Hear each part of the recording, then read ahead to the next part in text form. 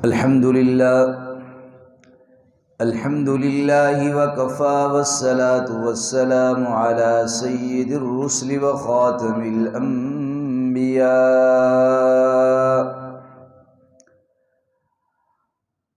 أرسله الله إلى كافة للناس بشيرا ونذيرا وداعيا إلى الله بإذنه وسراجا منيرا وعلى آله وأصحابه المضارعين له في الصفات والأعمال. أما بعد فأعوذ بالله من الشيطان الرجيم. بسم الله الرحمن الرحيم. إنا أنزلناه في ليلة القدر وما أدراك ما ليلة القدر. ليلة القدر خير من 1000 شهر.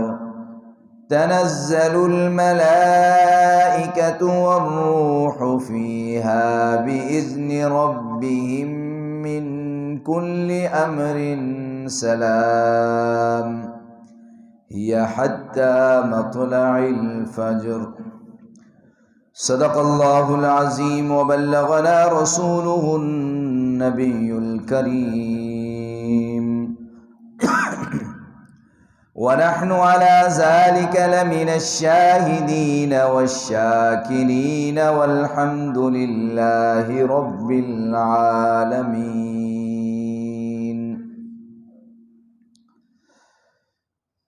برادران اسلام، اللہ رب العزت کے خاص فضل اور احسان سے رمضان مبارک کی مقدس ساعتیں ہمیں نصیب ہوئی. یہ رمضان مبارک کا آخری عشرہ ہے اور یہ جمعۃ الوداع بھی ہے. رمضان مبارک کا آخری جمعہ، اور اس جمعہ کے کوئی علیحدہ فضائل اور مناقب تو نہیں، اور نہ ہی اس کی کوئی علیحدہ خصوصیات ہے، مگر چونکہ یہ جمعہ رمضان کا آخری جمعہ ہے، آج مسلمان روزے کے ساتھ بھی ہیں، رمضان کا مہینہ بھی ہے، اور پھر افضل الایام جمعے کا دن بھی ہے. معلوم نہیں کہ زندگی میں یہ پھر ہمیں نصیب ہو یا نہ ہو. کتنے لوگ تھے جو پچھلے رمضان مبارک میں اس جمعہ کے اندر موجود تھے، آج وہ موجود نہیں ہے. اس لیے سرور دو عالم صلی اللہ علیہ وسلم کی ہر دعا میں، اور آپ سرور دو عالم صلی اللہ علیہ وسلم نے ہر جگہ پر فکر آخرت کی طرف ہمیں متوجہ فرمایا ہے کہ زندگی کا کوئی علم نہیں ہے کہ کس جگہ پر اس کی شام ہو جائے. اس لیے انسان ہر وقت، ہر کام کے وقت اپنے اللہ رب العزت کو حاضر ناظر سمجھ کر اس کا خوف اپنے دل میں رکھے، اللہ کے احکامات پہ عمل کرے، جناب نبی کریم سرور دو عالم صلی اللہ علیہ وسلم کے طریقے کو اپنے سامنے رکھے. تو پھر جب بھی موت آ جائے گی تو کوئی پریشانی نہیں ہے. اس لیے ہر جگہ پر استعزار رکھا گیا ہے. تو آج جمعۃ الوداع، یہ رمضان مبارک ہم سے جدا ہو رہا ہے، ہم سے والدین جدا ہو گئے، ہمارے رشتہ دار جدا ہو گئے، دوست اقارب جدا ہو گئے. تو اس لیے یہ دنیا کے اندر کوئی چیز ایسی نہیں ہے کہ جو باقی رہنے والی ہو. ہر چیز کو الوداع کرنا ہے، ہر چیز سے ہم نے جدا ہونا ہے. اور یہ رمضان مبارک کا آخری عشرہ اللہ رب العزت کی طرف سے جہنم سے آزادی کا عشرہ ہے، آزادی کا عشرہ ہے. اور یہ آخری عشرے کی رمضان مبارک یہ پورے رمضان مبارک کا عطر ہے، جیسے گلاب کا پھول اس کو نچوڑا جائے اس کا ایک آدھا قطرہ نکلتا ہے، ایک دو قطرے نکلتے ہیں، وہ اس کا عطر ہوتا ہے۔ تو پورے رمضان مبارک کا عطر جو ہے یہ آخری عشرہ ہے۔ حدیث پاک کے اندر آتا ہے جناب نبی کریم سرور دو عالم صلی اللہ علیہ وسلم دوسرے مہینوں کے دوسرے دنوں کی نسبت تہجد تو آپ روزانہ پڑھتے تھے، مگر تہجد پڑھتے وقت اپنے ازواج مطہرات کو سرور دو عالم صلی اللہ علیہ وسلم پتہ بھی نہیں چلنے دیتے تھے کہ ان کی نیند خراب نہ ہو جائے، ان کے آرام میں خلل نہ پڑ جائے۔ آپ اکیلے آرام سے چپکے سے تہجد کے لیے اٹھ کر مسجد تشریف لے جاتے یا گھر پڑھتے تھے، مگر آخری عشرے کے اندر سرور دو عالم صلی اللہ علیہ وسلم اہتمام کے ساتھ ازواج مطہرات کو تہجد کے لیے بیدار کرتے تھے، راتوں کو جگاتے تھے، اور اتنا اہتمام عام دنوں میں نہیں ہوتا تھا جتنا آخری عشرے کے اندر ہوتا تھا کہ ان کو اٹھا اٹھا کر کہتے اللہ کی رحمت بارش کی طرح برس رہی ہے، اللہ مغفرت کا اعلان کر رہے ہیں، اللہ رزق کا اعلان کر رہے ہیں، اور اللہ حاجات کو پورا کرنے کا اعلان فرما رہے، اٹھو۔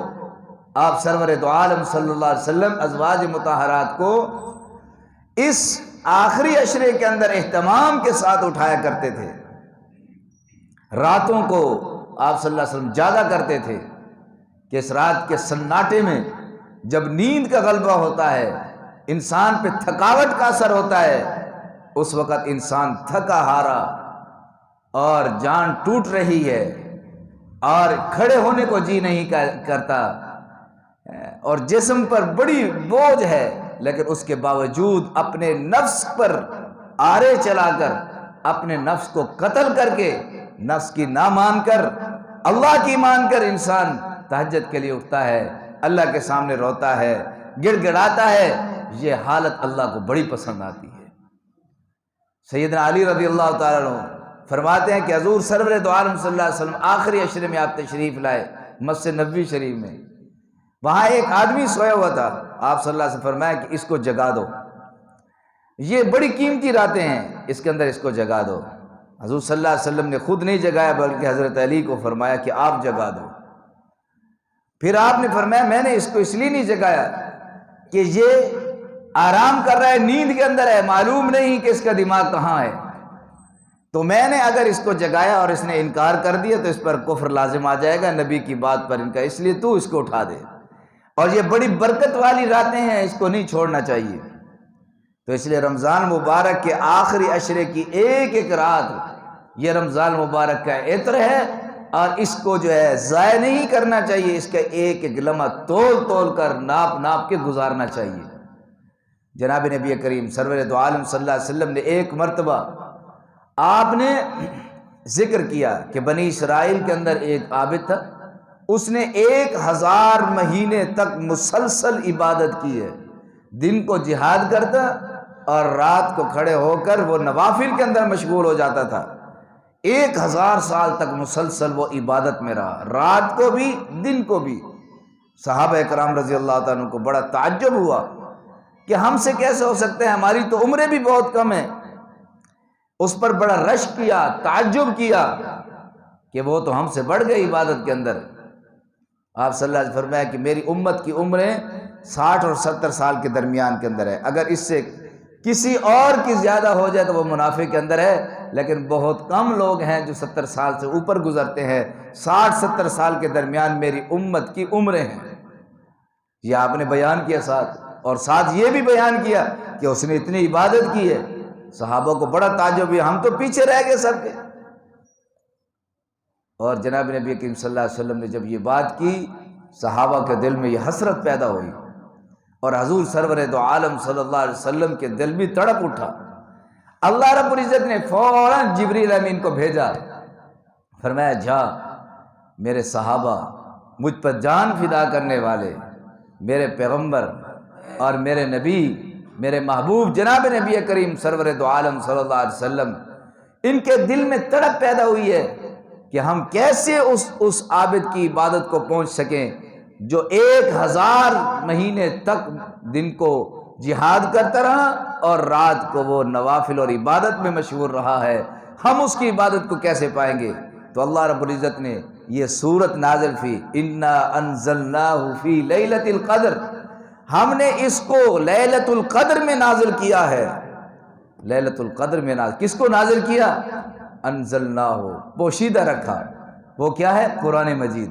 اللہ نے یہ شب قدر کتنی افضل رات ہے، اللہ کے آخری پیغمبر پر یہ آخری پیغام، آخری دستور العمل قرآن مجید، جو اللہ کے اپنے اندر سے نکلی ہوئی چیز ہے، اللہ کا کلام ہے، اللہ نے اس شب قدر کے اندر فرمایا میں نے اس کو نازل کیا ہے، اور فرمایا شہر رمضان الذی انزل فیہ القرآن، یہ رمضان کا مہینہ وہ ہے جس میں اللہ نے قرآن مجید کو نازل کیا ہے۔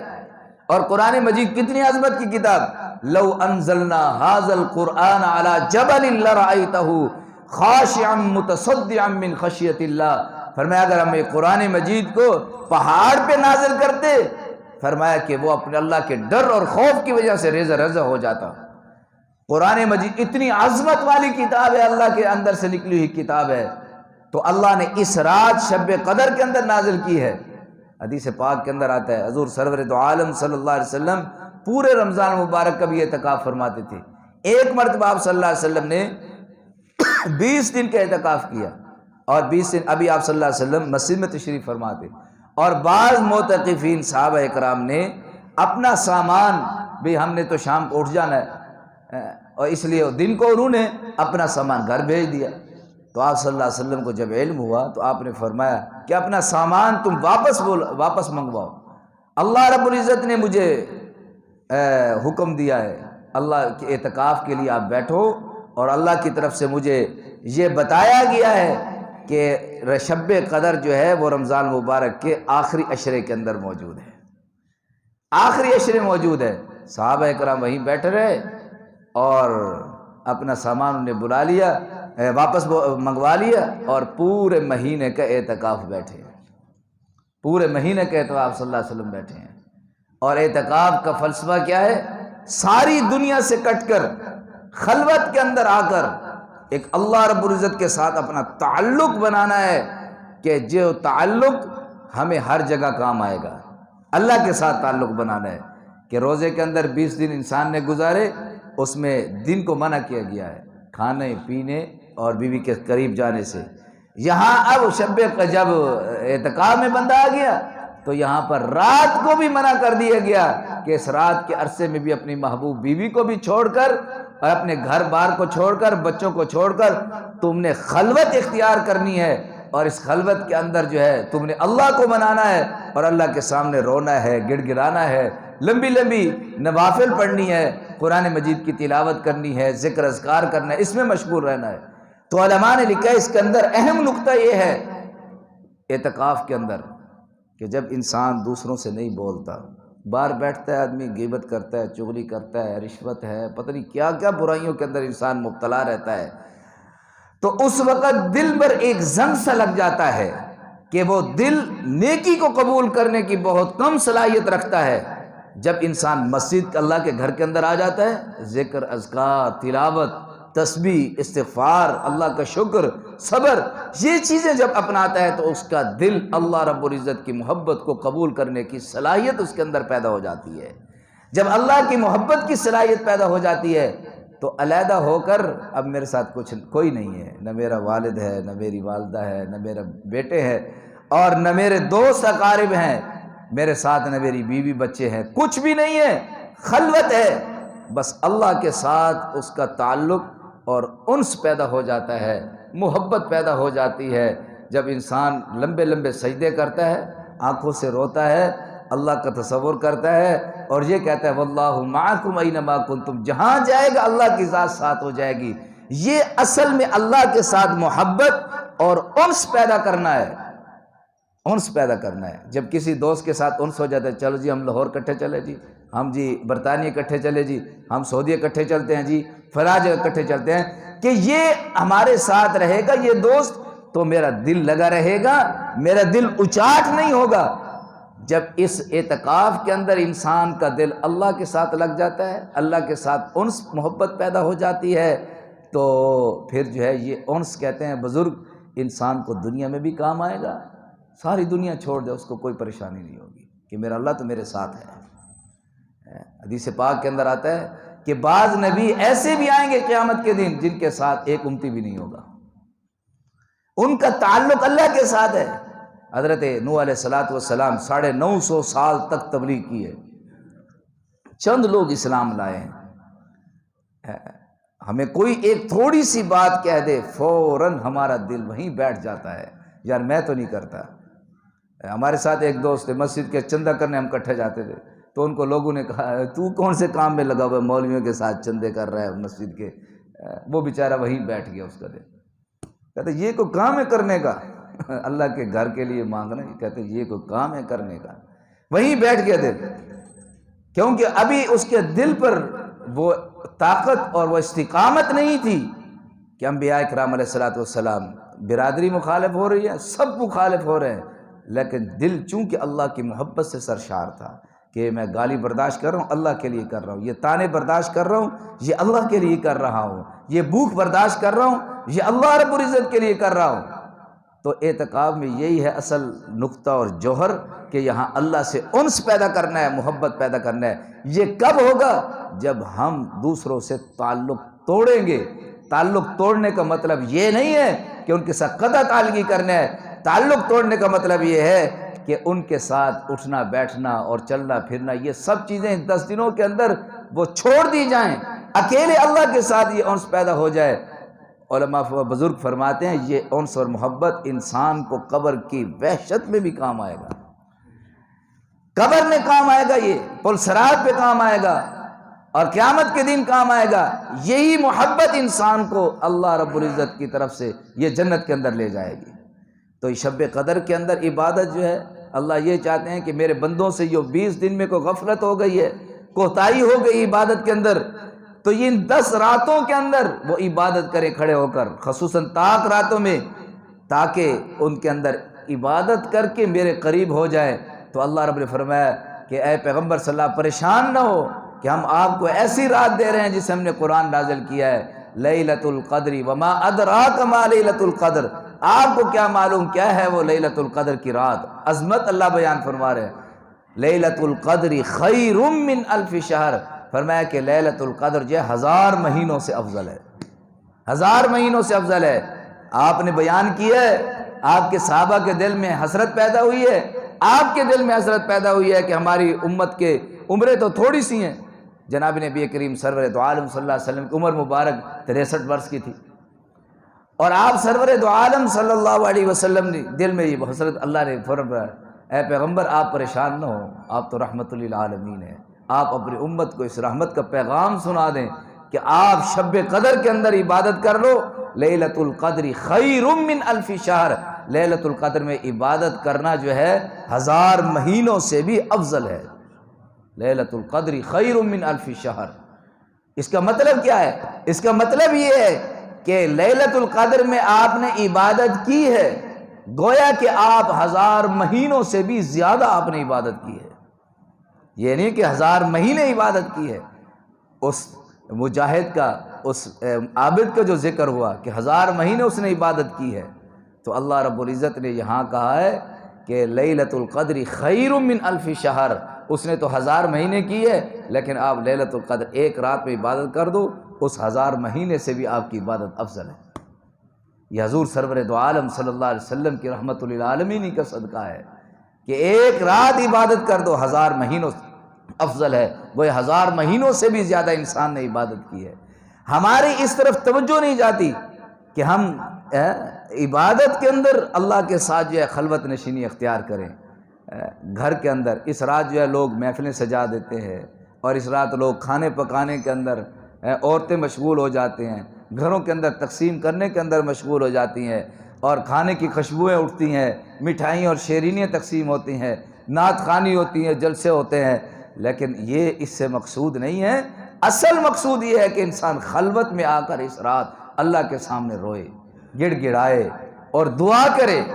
اللہ رب العزت نے جہاں رمضان مبارک کا ذکر کیا ہے دوسرے پارے کے اندر سورہ بقرہ میں، تو اس ذکر کرنے کے بعد اللہ نے یہ کہا ہے وَإِذَا سَأَلَكَ عِبَادِي عَنِّي فَإِنِّي قریب، جب میرا بندہ مجھ سے سوال کرتا ہے فَإِنِّي قریب، بے شک میں اس کے قریب ہوں، اجیب دعوت الداعی اذا دعان فلیستجیبوا لی ولیؤمنوا بی لعلہم یرشدون، جب وہ مجھ سے دعا کرتا ہے میں اس کی دعا قبول کرتا ہوں، میں اس کو ہدایت سے سرفراز کرتا ہوں۔ تو اس رات کو لمبی لمبی دعائیں اور اللہ کے سامنے رونا اور گڑ گڑانا، اپنی گناہوں پہ ندامت کرنا، تو اس وقت چونکہ اللہ کی طرف سے اعلان ہو رہا ہے کون ہے معافی مانگنے والا، میں اس کی معافی کروں۔ ایک تو یہ ہے کہ انسان کسی کے پاس جانے کے لینے کے لیے کچھ جاتا ہے، ایک یہ ہے کہ وہ خود اعلان کر رہا ہے سخی کہ آؤ مجھ سے لے لو، آؤ مجھ سے لے لو۔ اللہ رب العزت خود اعلان کر رہے ہیں آسمان دنیا پہ آ کر کہ آؤ مجھ سے لے لو، آؤ مجھ سے لے لو، آؤ مجھ سے لے لو۔ کتنی برکت والی رات ہے۔ حضور سرور دو عالم صلی اللہ علیہ وسلم نے ارشاد فرمایا کہ جس آدمی نے ایمان کی حالت میں ثواب کی نیت سے لیلۃ القدر میں عبادت کی ہے، فرمایا اللہ اس کے سارے گناہوں کو معاف فرما دیتے ہیں، اللہ سارے گناہوں کو معاف فرماتے ہیں۔ ایک حدیث پاک کے اندر جناب نبی کریم سرور دو عالم سب کہہ دیں صلی اللہ علیہ وسلم، آپ صلی اللہ علیہ وسلم نے ارشاد فرمایا کہ اللہ رب العزت اس رات اتنے فرشتے نازل کرتے ہیں جتنے صحراؤں اور دریاؤں میں ریت کے ذرات ہیں، اللہ اتنے آسمان سے فرشتے نازل کرتے ہیں، اور وہ جو جہاں عبادت کر رہا ہوتا ہے، ذکر کر رہا ہوتا ہے، تسبیح بیان کر رہا ہوتا ہے، کوئی نوافل پڑھ رہا ہوتا ہے، کوئی دعا کر رہا ہوتا ہے، کوئی استغفار کر رہا ہوتا ہے، تو ان سب کے لیے یہ فرشتے دعا کرتے ہیں، ان کے لیے تسبیح کرتے ہیں، ان کی طرف سے استغفار کرتے ہیں، ان کے لیے دعا کرتے ہیں۔ اور فرمایا تنزل الملائکۃ والروح فیہا، کہ اس کے اندر فرشتے نازل ہو جاتے ہیں کہ اس ہر مجلس میں اس ہر آدمی پر جا دیتے ہیں جو عبادت کر رہا ہوتا ہے، رحمت ان کو ڈھانپ لیتی ہے۔ خود جبریل امین آسمان سے تشریف لاتے ہیں اس رات میں، یا جبریل حضور صلی اللہ علیہ وسلم کے پاس آیا کرتے تھے، یا اس رات میں آتے ہیں کہ جس رات یہ شب قدر ہوتی ہے، اس رات میں جبریل بھی آتے ہیں۔ تنزل الملائکۃ والروح، فرمایا اس میں فرشتے بھی آتے ہیں، والروح اور جبریل بھی آتے ہیں، اور فرمایا کہ یہ رات ایک لمحے کی نہیں ہوتی، بلکہ فرمایا ہی حتی مطلع الفجر، صبح کے طلوع ہونے، فجر کے طلوع ہونے تک یہ رات رہتی ہے اور یہ برکات رہتی ہیں۔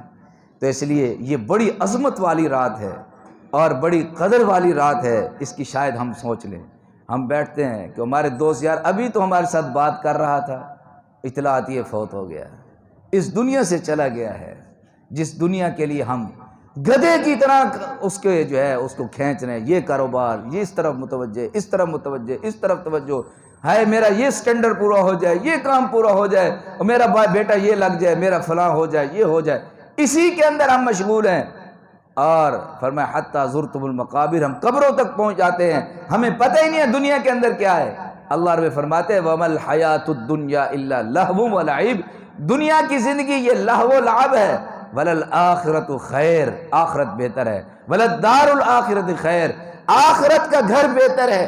اس دنیا کے نقشوں میں رہ کر، اس دنیا کے لہو و لعب میں رہ کر، کھیل کود میں کیا ہوتا ہے؟ ناچ گانا ہوتا ہے، ڈانس ہوتا ہے، اور ایک دوسرے پر فکرے بازی ہوتی ہیں، اور پتہ نہیں ایک جانوروں کو اس کے اندر لڑایا جاتا ہے، ایک دوسرے کو زیر کیا جاتا ہے، کسی کو اٹھایا جاتا ہے، یہ کھیل کود ساری ہمیں نظر آ رہی ہے۔ اس کھیل کود کے باوجود، دنیا کی رنگینیوں کے باوجود بھی انسان ان کو نہیں توجہ دیتا، وَلَلدَّارُ الْآخِرَةُ خیر، آخرت کی طرف توجہ دیتا ہے۔ تو اللہ رب العزت نے اسی آزمائش اور امتحان کے لیے اللہ رب العزت نے ہمیں پیدا کیا ہے۔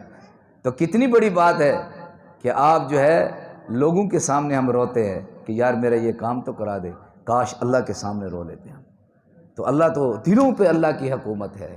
رات کو رو رو کے جناب نبی کریم سرور دو عالم صلی اللہ علیہ وسلم دعا فرمایا کرتے تھے، اور آپ سرور دو عالم صلی اللہ علیہ وسلم نے ہمیں بتایا کہ اس رات دعا کرنی ہے۔ سید عائشہ رضی اللہ تعالیٰ عنہ کی یا رسول اللہ علیہ وسلم لیلۃ القدر کو ہم پالیں تو ہم کیا کریں، کون سی دعا کریں؟ آپ صلی اللہ علیہ وسلم کیا بہترین دعا، اس میں کوئی بلڈنگ نہیں مانگی گئی، کوئی سلطنت نہیں مانگی گئی، کوئی عہدہ نہیں مانگا گیا، اس کے اندر کوئی زمین نہیں مانگی گئی، کوئی پراپرٹی نہیں مانگی گئی۔ کیا بات ہے رحمت دو عالم صلی اللہ علیہ وسلم کی۔ فرمایا عائشہ یہ رات پالو تو یہ کہو اللہم انک عفو تحب العفو فاعف عنی، اے اللہ اللہم انک عفو، اے اللہ تو مجھے معاف کر دے، اللہم انک عفو تحب العفو، یا اللہ تو معاف کرنے کو پسند کرتا ہے، اور مجھ سے میرے گناہوں کو بھی یا اللہ معاف فرما دے۔ جس کے گناہ معاف ہو گئے اس کا سب کچھ ختم ہو گیا ہے، اس لیے یہ دعا کیجیے۔ اور جناب نبی کریم سرور دو عالم صلی اللہ علیہ وسلم ہمیشہ دعا کرتے تھے۔ اور آپ جگہ یہ ضروری نہیں کہ آپ ہاتھ اٹھائیں، بازار میں چل رہے ہیں، موٹر سائیکل چلا رہے ہیں، وہاں دعا کر لیں، آپ جو ہے وہاں دل میں دعا کر دیں۔ بعض اوقات قلب پر ایسی حالت طاری ہوتی ہے کہ انسان کی آنکھوں سے خود بخود آنسو نکل آتے ہیں، گاڑی میں بیٹھے ہیں وہاں دعا کر لیں، کام کر رہے ہیں کام کرتے کرتے دعا کر لیں، سو کر اٹھتے ہیں تو دعا کر لیں، کھا رہے ہیں تو دعا کر لیں، ہر وقت اللہ رب العزت سے دعا کریں، خصوصاً اس عشرے کے اندر۔ اور جناب نبی کریم سرور دو عالم صلی اللہ علیہ وسلم نے کتنی بہترین دعائیں کی۔ آپ صلی اللہ علیہ وسلم کو کیا ضرورت تھی، آپ تو اگلے پچھلے گناہ معاف تھے، آپ نے ایک مرتبہ کہا یا اللہ کہ بر اور بحر پر، خشکی اور تری پر جتنے بھی تیرے بندے کوئی اچھی چیز مانگ رہے ہیں یا اللہ وہ بھی مجھے عطا فرما، وہ بھی مجھے عطا فرما۔ کوئی تیرا بندہ کہیں کوئی اچھی چیز مانگ رہا ہے، اور یہ بھی، اور اس سے بڑھ کر جناب نبی کریم صلی اللہ علیہ وسلم نے ایک دعا ہمیں یہ بھی سمجھائی ہے کہ میری امت کے لیے ایک تحفہ ہے، وہ کیا ہے؟ میں میری امت ایسی دعا مانگے، کیا کہے؟ اللہم انی اسألک خیر، یا اللہ میں آپ سے ان تمام بھلائیوں کا سوال کرتا ہوں کہ جن بھلائیوں کا سوال تجھ سے تیرے محبوب صلی اللہ علیہ وسلم نے کیا ہے، یا اللہ ان تمام برائیوں سے پناہ مانگتا ہوں، شرور و فتن سے پناہ مانگتا ہوں جن سے تیرے محبوب صلی اللہ علیہ وسلم نے پناہ مانگی ہے۔ یہ کتنی بڑی بات ہے، آپ کتنا اللہ سے مانگتے ہوں گے۔ آپ نے فرمایا جوتی کا تسمہ بھی ٹوٹ جائے یہ بھی اللہ رب العزت سے مانگو۔ اور یہ دعاؤں کے وقت ہے کہ آج جو ہے ہسپتال بھرے ہوئے، ان کے لیے بیچاروں کے لیے، ان کے لیے مریضوں کے لیے دعا مانگے، والدین چلے گئے ان کے لیے دعا مانگے، تو انسان اپنے لیے بھی سب سے زیادہ دعا مانگے۔ ہمیشہ لوگ کہتے ہیں یار فلاں کے لیے دعا کر لے، سب سے ہم انسان خود محتاج زیادہ دعا کا ہے، اپنے لیے انسان دعا مانگے، والدین کے لیے، پوری امت کے لیے دعا مانگے۔ جب بھی کبھی کسی قبرستان سے گزرا کرو تو وہاں سے ان کے لیے ایصال ثواب انسان کر دے کہ 3 مرتبہ قل هو اللہ احد پڑھ کر سوال کر لے، ان کے لیے جو ہے دعا کر دے، ان کو ایصال ثواب کر دے، تو یہ دعائیں بڑی چیز ہیں۔ اور مختصر بات آپ کو صدقہ فطر پر کر دیتے ہیں کہ صدقہ فطر جو ہے یہ رمضان مبارک کے حدیث پاک کے اندر آتا ہے، حضور سرور دو عالم صلی اللہ علیہ وسلم نے فرمایا کہ صدقہ فطر جو ہے یہ جب انسان روزے رکھتا ہے، یہ عبادات کرتے ہیں، تو فرمایا اس کے اندر جو کمی کوتاہی رہ جاتی ہے اللہ رب العزت صدقہ فطر کے ادا کرنے سے وہ دور فرما دیتے ہیں۔ تو صدقہ فطر یہ غریب کی عیدی ہوتی ہے، اور یہ کس پر واجب ہے؟ تو اس پر واجب ہے جس کے پاس 52 تولے چاندی کے برابر ضروریات زندگی سے زائد اس کے پاس سامان موجود ہو۔ ضروریات زندگی میں پہلے بھی عرض کیا ہے کہ جس کے بغیر گزارا نہ ہو، یہ ٹی وی ہے، اور اسی طرح یہ VCR وغیرہ اور یہ قیمتی قسم کے موبائل، یہ ضروریات زندگی میں شامل نہیں ہے۔ 3 سوٹ صرف یہ ضروریات زندگی میں شامل ہیں، اس کے علاوہ باقی ضروریات زندگی میں شامل نہیں ہے۔ فرنیچر ہے، بہت زیادہ فرنیچر پڑا ہے، وہ بھی ضروریات زندگی میں شامل نہیں ہے۔ یہ سارا سامان آپ کا 52 تولے چاندی کی مالیت کے برابر ہو جائے تو صدقہ فطر واجب ہے، اور اس کے اوپر سال گزرنا ضروری نہیں ہے۔ اس کے اوپر زکوٰۃ کے مال پر تو سال گزرنا ضروری ہے، لیکن اس کے مال پر سال گزرنا ضروری نہیں ہے، تو اس لیے اس آدمی پر صدقہ فطر واجب ہو جاتا ہے جس کے پاس اتنا واجب۔ اور پھر جو ہے یہ ایک آدمی صدقہ فطر جو ہے جناب نبی کریم سرور دو عالم صلی اللہ علیہ وسلم نے اس کے بارے میں یہ جو بالغ آدمی ہے، آدمی والد ہے، اس کے ذمہ ہے کہ اپنی نابالغ اولاد کا بھی وہ اپنی طرف سے صدقہ فطر کرے۔ اس کی بیوی کا اس کے ذمہ نہیں ہے، اور اس کی بالغ اولاد کا بھی اس کے ذمہ نہیں ہے۔ اور وہ نابالغ اولاد، وہ نابالغ جو ان کے والدین فوت ہو گئے لیکن ان کے پاس مال بہت زیادہ ہے، تو ان نابالغ بچوں کے اپنے مال سے ان کا صدقہ فطر ادا کیا جائے گا۔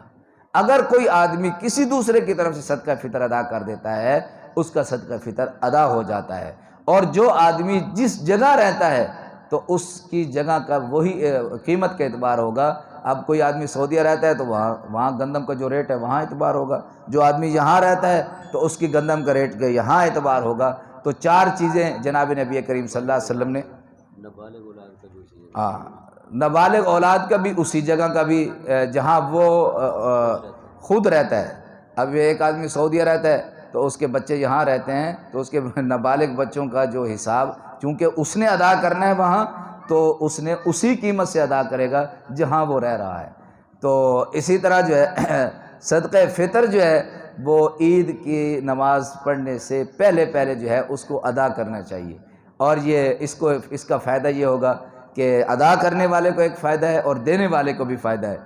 ادا کرنے والے کا فائدہ یہ ہے کہ اس کے روزے میں اور اس کی نمازوں میں اور اس کی عبادات میں جو کمی کوتاہی ہو گئی ہے اللہ رب العزت اس کی ادائیگی سے وہ اللہ رب العزت ساری معاف کر دیں گے اور اس کا ثواب برابر ہو جائے گا. اور جو جس کو دیں گے غریب آدمی اس کی عیدی بن جائے گی. وہ خوشی سے جیسے ہم عید کر رہے ہوں گے تو وہ بھی اسی طرح جو ہے عید کے اندر وہ شامل ہو جائے گا. اب یہاں ہر جگہ پر انسان دیکھے سرور دو عالم صلی اللہ علیہ وسلم کی رحمت للعالمین چھلکتی ہے کہ کہیں کوئی غریب میرا امتی بھی اس کے دل پہ ٹھیس نہ لگے کہ میرے پاس آج پیسے نہیں ہیں تو میں اپنے بچوں کو کپڑے کیسے لے کر دوں, اپنے بچوں کو جو ہے جوتے کیسے لے کر دوں.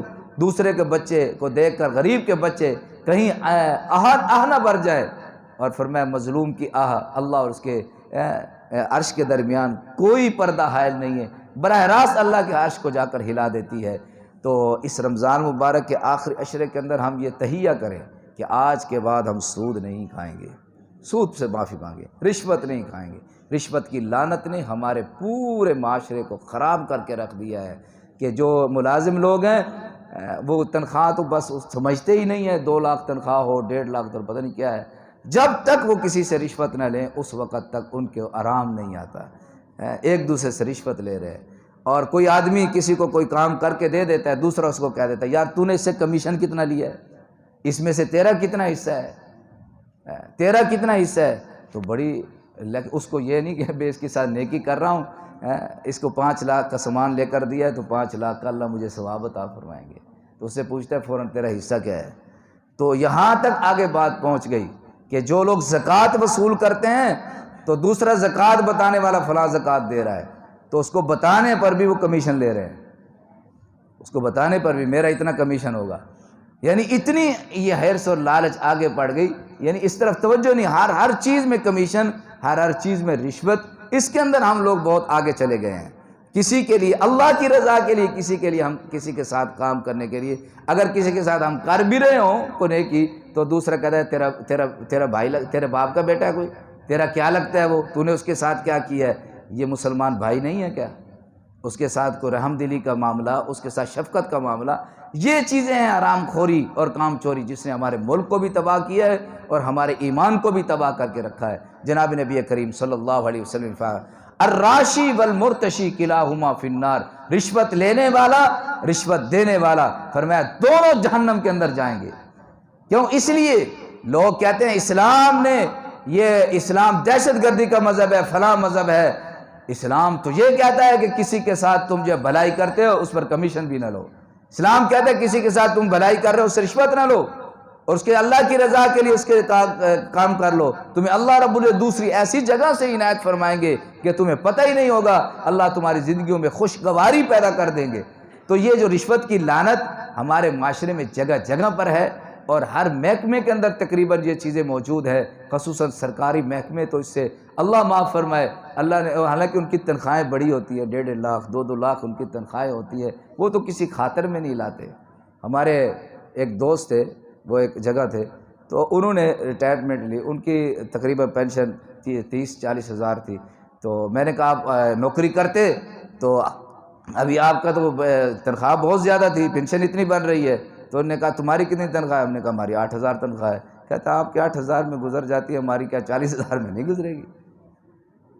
اللہ رب العزت اس پہ برکت ڈال دیتے ہیں. حدیث پاک کے اندر آتا ہے حضور صلی اللہ علیہ وسلم فرمایا کہ جس آدمی کو اللہ روزی دے دے بقدر کفایت اس پر وہ قناعت کر لے, اللہ اس کی زندگی میں برکت نصیب فرما دیتے ہیں. تو اس لیے ہم کما کر دوسروں کے لیے لمبی بلڈنگیں نہ کھڑی کریں. قبر کے اندر کوئی نہیں ساتھ جائے گا, اسی مکان سے نکال کے ہمیں ڈال دیا جائے گا. تو اس عشرے کے اندر شب قدر کی تلاش میں رات کو وقت گزارے. سب سے بڑی اللہ رب العزت کا ذکر کیا ہے؟ وہ قرآن مجید کی تلاوت ہے, قرآن مجید کی تلاوت ہے. اور اہل بیت حضور صلی اللہ علیہ وسلم کا گھرانہ، حضرت زین العابدین، حضرت حسن، حضرت حسین رضی اللہ تعالیٰ عنہ، حضرت فاطمہ الزہرا، حضرت علی رضی اللہ تعالیٰ عنہ، فرمایا ان کے گھروں سے قرآن کی آواز آتی تھی اور مقابلے لگتے تھے گھر کے اندر، بے آج تو نے کتنا قرآن پڑھا ہے، تو نے کتنا پڑھا، 2 ختم 3 ختم روزانہ کرتے تھے۔